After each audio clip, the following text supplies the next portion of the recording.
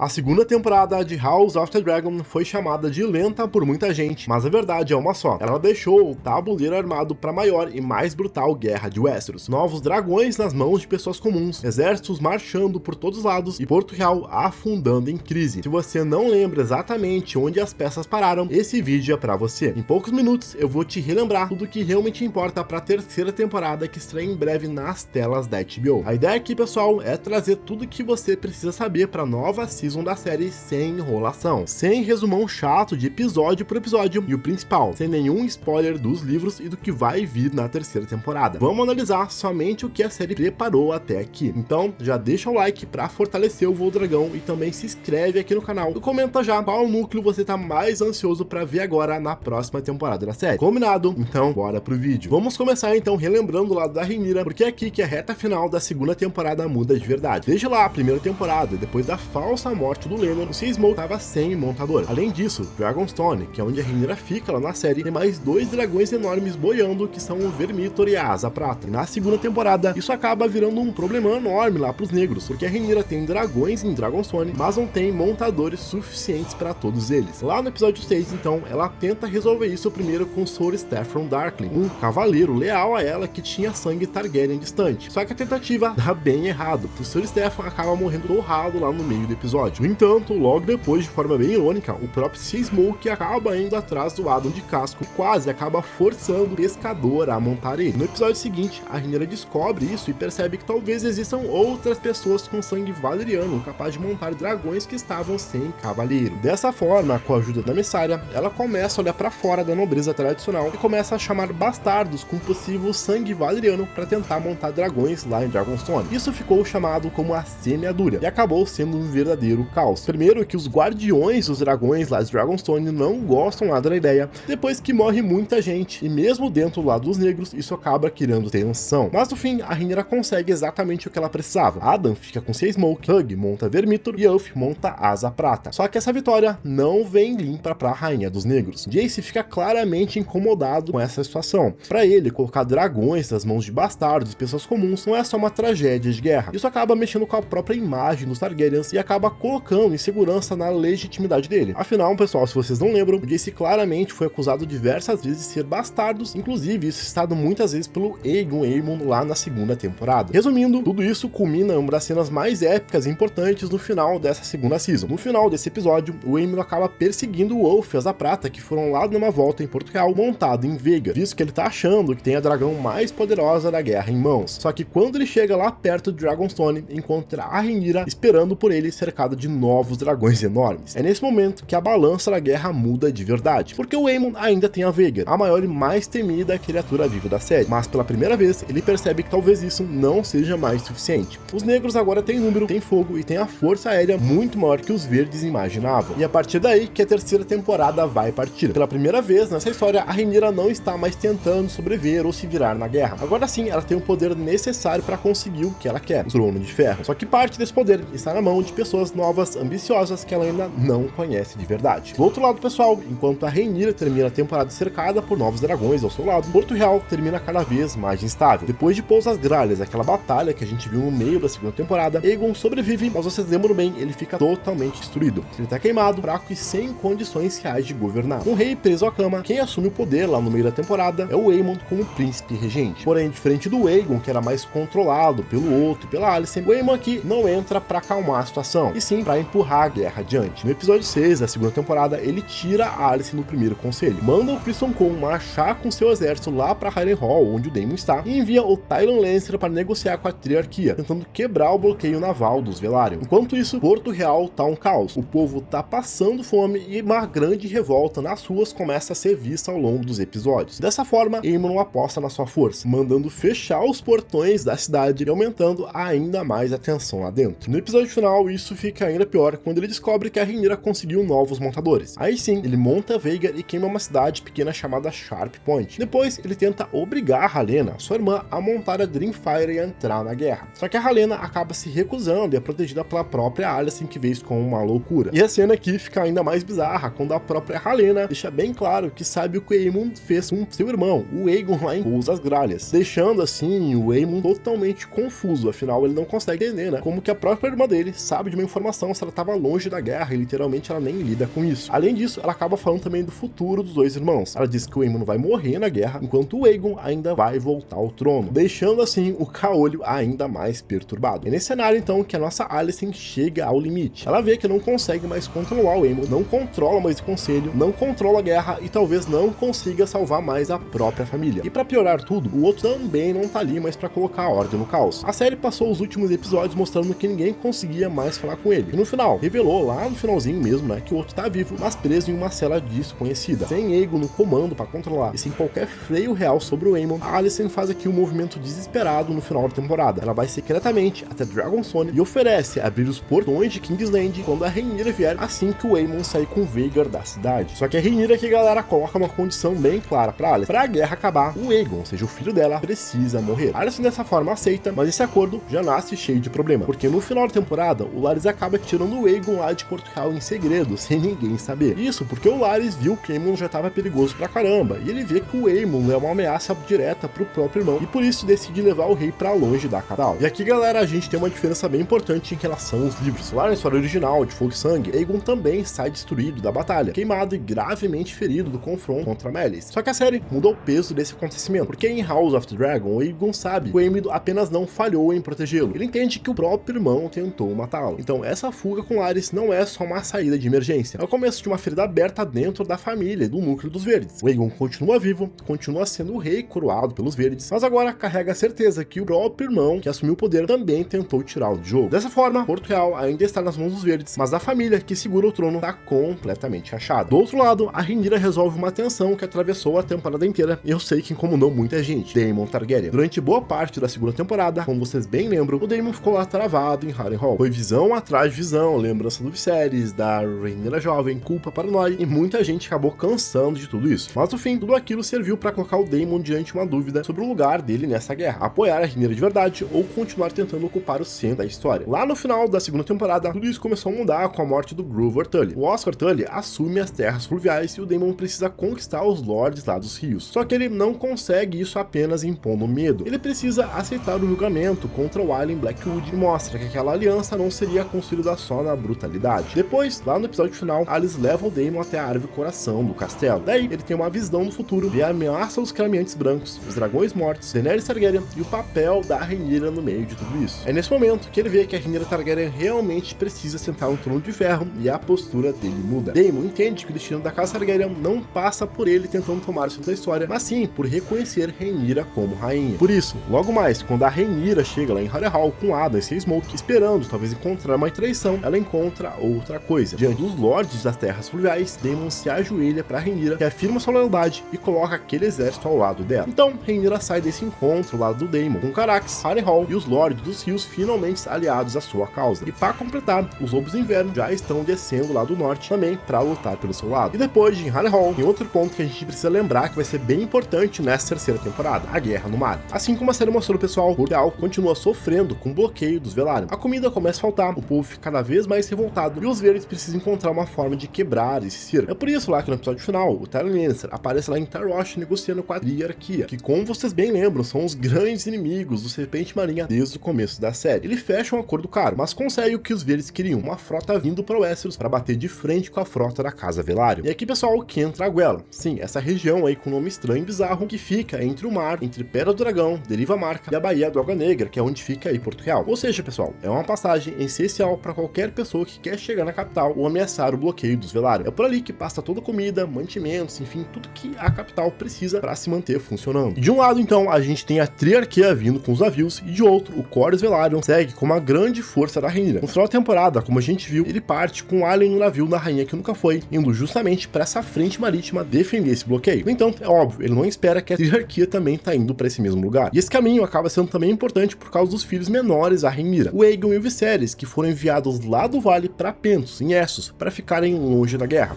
Só que essa tentativa de fuga acontece bem no momento em que o mar está prestes a virar um campo de batalha. Se vocês não lembram, a Rhaena Targaryen deveria seguir com eles, afinal ela foi destinada pela Rhaenyra para proteger os seus filhos. Mas como a série bem mostrou, ela acaba abandonando essa comitiva depois de encontrar sinais de um dragão selvagem por lá. Ovelhas queimadas, rastros no chão e uma criatura vivendo longe lá de pé do dragão. Tanto é que no final da temporada, pessoal, ela acaba encontrando esse grande dragão selvagem vivendo lá pelo vale, que é o Sheep Stealer, ou Ladrão de Ovelhas. E tudo isso é bem importante porque essa terceira temporada deve abrir com uma das maiores batalhas que a gente vai ver em toda a saga de Game of Thrones, que é a Batalha da Guela, que a gente comentou tanto aqui no canal. Ela deve contar aí com as duas maiores frotas existentes em Westeros, além de pelo menos 5 dragões em campo. Com certeza vai ser uma baita cena. De forma geral, pessoal, a terceira temporada de House of the Dragon, sem brincadeira, tem tudo para ser bem diferente das duas primeiras. Até aqui, a série foi muito sobre luto, disputa política, tensão familiar e preparação. Mas agora a história entra numa fase muito maior. Dragões em campos, batalhas mais frequentes e abertas e menos espaço para negociação. Afinal, a série está se encaminhando para o seu fim. A segunda terminou justamente nesse ponto de virada. Os personagens já escolheram seus lados, os exércitos já estão marchando para a guerra e os navios estão chegando. E o equilíbrio entre negros e verdes mudou completamente. E ainda, eu já ia esquecendo, tem uma peça muito importante que a série mostrou lá no finalzinho da segunda temporada, Daeron Targaryen. Se você não lembra, ele é o filho mais novo da Alicent, criado lá em Vila Velha e entra na guerra pelo sul ao lado do exército Hightower e a sua dragão Tessari. Ou seja, os verdes não dependem apenas de Aemon e Vhagar, eles também têm uma nova força chegando aí no conflito. Eu creio, pessoal, que a terceira temporada finalmente vai trazer o que os fãs querem. Ela não deve ser mais uma continuação cheia de papo e enrolação. Aqui sim, a dança dos dragões vai começar de verdade. Bem, se esse vídeo te ajudou a lembrar onde a série parou, deixa o like aí para fortalecer o canal e comenta o que você está mais ansioso para ver nessa terceira temporada de House of the Dragon. Confere também os outros vídeos do canal. Por hoje era isso, valeu, até a próxima e fui!